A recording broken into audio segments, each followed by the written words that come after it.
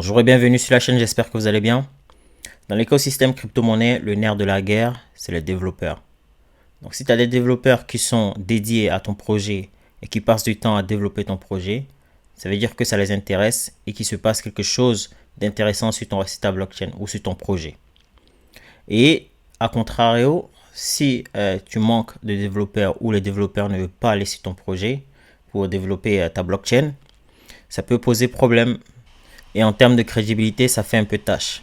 C'est donc en cela qu'on va voir le rapport qui a été publié par la plateforme Developer Report qui concerne le nombre de développeurs actifs sur toutes les blockchains actuellement. Donc nous, on va se focaliser sur le top 10 parce que du coup, ce sont ces blockchains qui attirent le plus de développeurs et c'est ce qui nous intéresse au final. Comme d'habitude, rien de ce que je dirais ne pourrait être considéré comme un conseil d'investissement. Faites-moi vos propres recherches et investissez surtout ce que vous êtes prêt à perdre.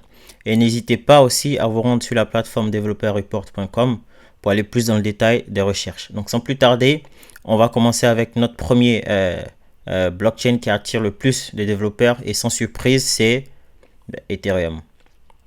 Donc Ethereum, donc sur le mois de juin entier, on voit que il a attiré 5946 développeurs. Donc sur les 9546 développeurs, on a en full time, donc en full time, c'est-à-dire en CDI, comme en CDI, on a 1901 développeurs qui travaillent régulièrement chaque jour sur Ethereum. Donc en part-time, donc en temps partiel, travail partiel, qui travaille partiellement sur la blockchain Ethereum, on a 3217 développeurs qui travaillent dessus.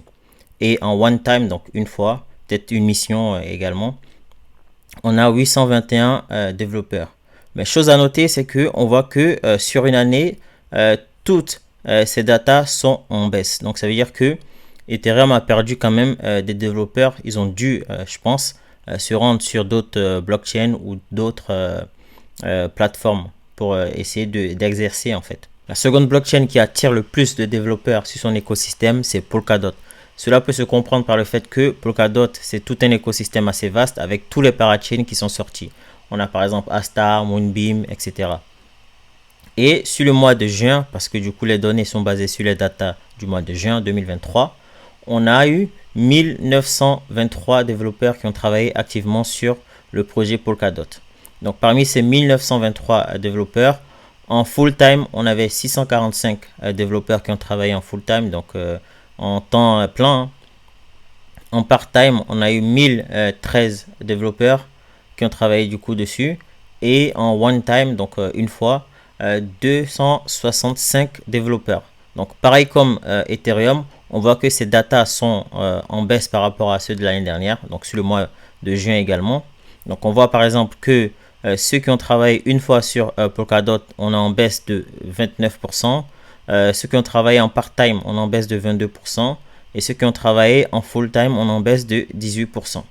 Donc voilà, Polkadot qui arrive en deuxième position. Donc ça veut dire que quand même, il y a des gens, donc des développeurs qui sont intéressés par Polkadot.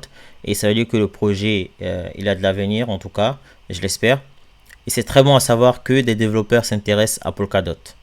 La troisième blockchain qui attire le plus de développeurs, en tout cas sur le mois de juin, c'est Cosmos. Donc comme vous le savez, Cosmos c'est un layer 0, donc il permet à d'autres projets de pouvoir se développer en fournissant des outils. On a par exemple la blockchain Binance Smart Chain qui a été développée grâce au Cosmos SDK. Donc sur le mois de juin, on a eu 1685 développeurs qui ont travaillé activement sur l'écosystème Cosmos. Et parmi ces 1685, on a eu 524 développeurs qui ont travaillé en full time et on a eu en part time 935 développeurs qui ont travaillé en part time sur le mois de juin.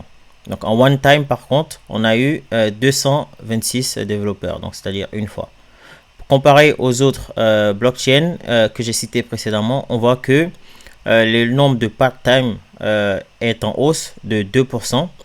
Le nombre de personnes qui ont travaillé une fois sur l'écosystème Cosmos, lui, il est en baisse de 8%. Et ceux qui travaillent en full time, ça n'a pas bougé. Donc ça, c'est bon à savoir. Ça veut dire que Cosmos est toujours aussi attirant pour l'écosystème crypto-monnaie.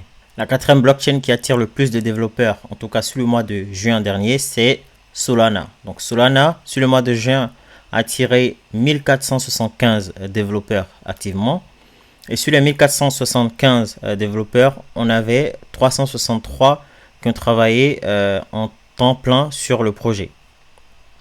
Mais ce qui est à noter, c'est que on voit que sur la courbe en fait des développeurs, on voit que ça plonge de manière drastique.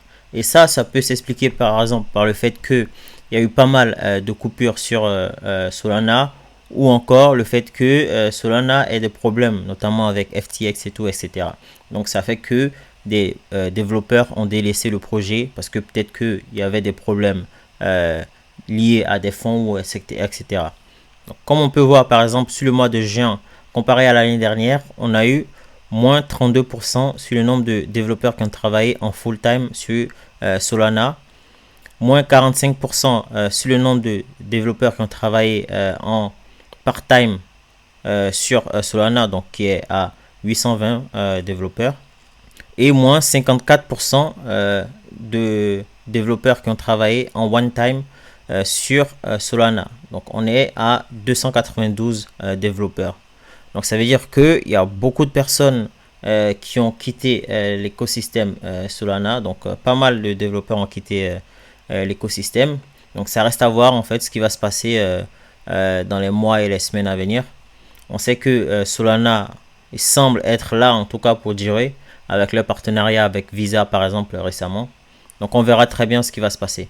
La cinquième blockchain qui attire le plus de développeurs, en tout cas sur le mois de juin dernier, c'est Bitcoin. Donc Bitcoin qui n'est plus à présenter, le roi de tous les crypto-monnaies. Donc sur le mois de juin, ils ont attiré 963 développeurs qui ont travaillé activement sur le projet. Donc sur les 963 développeurs, on avait 322 qui ont travaillé en temps plein sur le projet. On a eu 491 qui ont travaillé en temps partiel et 150 qui ont travaillé une fois sur le projet. Donc également comme les autres, en tout cas dans la moindre mesure, on a eu une baisse en tout cas sur le nombre de développeurs actifs sur Bitcoin. Donc au total, par rapport à l'année dernière, on a eu moins 11%. Et quand on regarde dans le détail, on a eu moins 7% sur les personnes qui ont travaillé en temps plein, moins 12 sur ceux qui ont travaillé en temps partiel et moins 18 sur ceux qui ont travaillé une fois. Donc Bitcoin, il y a toujours des développeurs qui travaillent sur Bitcoin, qui je pense travaillent sur le Bitcoin Lightning. En sixième position de la liste des projets blockchain qui ont attiré le plus de développeurs sur le mois de juin dernier, c'est Polygon. Donc Polygon a attiré 837 développeurs qui ont travaillé activement sur le projet Polygon. Et sur les 837, on avait 201 développeurs qui ont travaillé à temps plein sur le projet. On a eu 491 qui ont travaillé en temps partiel et 145 qui ont travaillé une fois sur le projet. Donc également, comme Solana, on voit que c'est en grande baisse par rapport à l'année dernière. Donc au total, on a eu moins 40% de développeurs qui ont travaillé sur le projet. Donc quand on va dans le détail, moins 35% pour ceux qui ont travaillé à temps plein, moins 44% pour ceux qui ont travaillé en temps partiel et moins 27% pour ceux qui ont travaillé une fois sur le projet. Et cela peut s'expliquer par le fait qu'il y a eu de nouveaux layers 2 qui sont sortis, comme par exemple Optimism ou encore Arbitrum. Donc ça va attirer en fait les développeurs de Polygon vers ces plateformes-là et ces blockchains-là. Le septième écosystème qui a attiré le plus de développeurs sur le mois de juin dernier, c'est Kusama. Donc Kusama, qui est la petite sœur de Polkadot, a attiré 535 développeurs sur le mois de juin dernier. Et sur les 535 développeurs, on avait 186 développeurs qui ont travaillé à temps plein sur le projet. Donc là aussi, également comme les autres blockchains, donc la plupart, excepté Cosmos qui a pu se maintenir, on avait une baisse par rapport à l'année dernière. Donc quand on regarde, on voit que au total, on a eu moins 21% de développeurs par rapport à l'année dernière. Et quand on rentre dans le détail, on est respectivement à moins 19%, moins 24% et moins 17%. Donc Kusama également, je pense qu'il y a pas mal de personnes qui se posent des questions sur l'utilité de Kusama, sachant que Polkadot, c'est là que tout va se passer. Donc ça reste à voir, est-ce que les développeurs vont continuer à bosser sur Kusama? On verra très bien dans les mois et les semaines à venir. La huitième blockchain qui attire le plus de développeurs qui ont travaillé de manière active sur son écosystème, c'est Cardano. Donc avec 423 développeurs qui ont travaillé activement au mois de juin dernier sur l'écosystème. Donc sur les 423 développeurs, on avait 133 qui étaient en temps plein, donc qui ont travaillé régulièrement sur Cardano.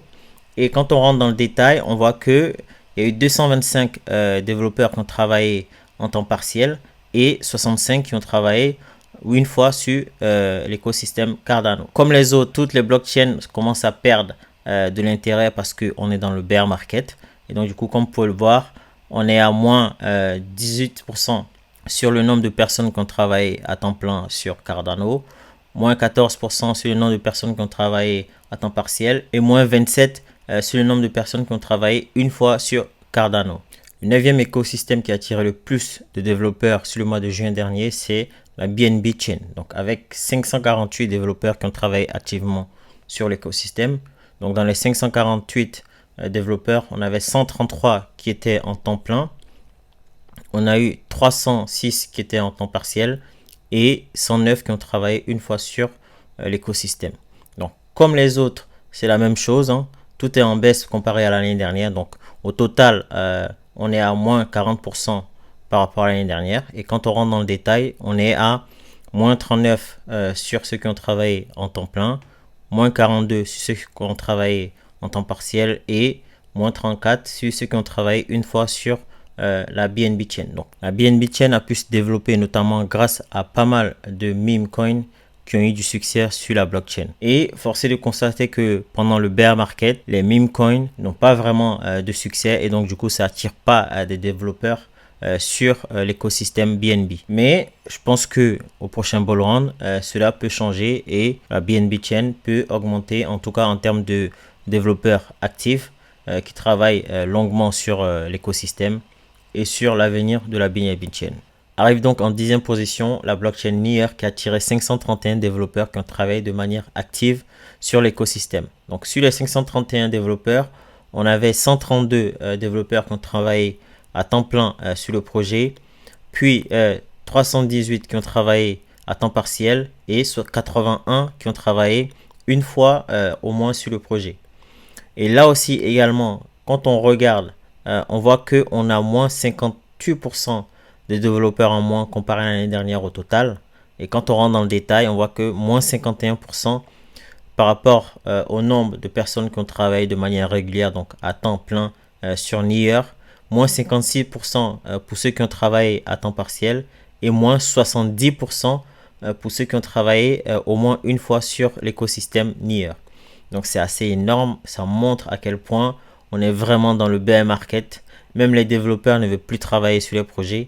Mais bon, on garde espoir pour l'avenir. N'hésitez surtout pas à vous rendre sur la plateforme developerreport.com pour aller plus dans le détail si vous souhaitez. Il est intéressant de noter que la blockchain qui arrive après Near, c'est Starknet par exemple. Et j'aimerais bien vous montrer qu'il y a des blockchains qui ont, à contrario, attiré des nouveaux développeurs. Donc par exemple, quand on regarde, on voit que Aztec Protocol a attiré au moins 31 développeurs sur le mois de juin, soit plus de 520%, donc ce qui est assez énorme. Pareil, Sui aussi également, plus de 444% en plus. Nu Cypher 300%, mais bon, on voit que c'est que 4 développeurs, ou encore Aptos par exemple, avec 191% de développeurs en plus. Donc c'est assez incroyable. Et quand on descend dans la liste, on voit qu'il y a des blockchains et des écosystèmes qui attirent également des développeurs. On a par exemple Optimism, Uniswap également, XRP qui attire aussi. C'était donc la liste des top 10 écosystèmes crypto-monnaies qui ont attiré le plus de développeurs sur le mois de juin dernier. On sait à quel point les développeurs sont une pièce maîtresse dans le développement d'un projet, d'une blockchain dans l'écosystème crypto. Ces développeurs peuvent contribuer significativement au succès d'une blockchain ou à contrario, accentuer l'échec de celle-ci. Donc si ça vous a plu, n'hésitez pas à liker, à commenter, à partager, mais surtout à vous abonner. Ça apporte de la visibilité à la chaîne. Et sur ce, nous on se retrouve très prochainement pour d'autres vidéos crypto-monnaies. Ciao, bon week-end.